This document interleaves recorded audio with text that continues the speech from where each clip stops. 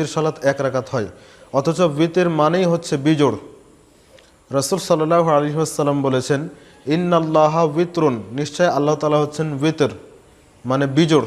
আল্লাহ হচ্ছেন বিজোড় মানে এক। ইউহিব্বুল বিতর, আল্লাহ তাআলা বিজোড়কে পছন্দ করেন মানে এককে পছন্দ করেন।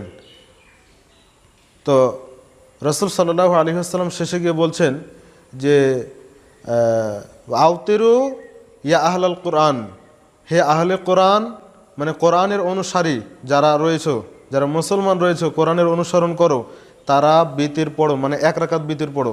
এখান থেকে এটাই প্রমাণিত। তো আমরা 1 রাকাত বিতর যা রাসূল সাল্লাল্লাহু আলাইহি ওয়াসাল্লাম আদায় করেছেন সেটা আপনাদেরকে দেখানোর জন্য চেষ্টা করছে ইনশাআল্লাহ। প্রথমে একটু নিয়ম কানুনগুলো বলে দিই, তারপরে পুরোটাই আমরা দেখাবো, সেখান থেকে আপনারা দেখে নেবেন।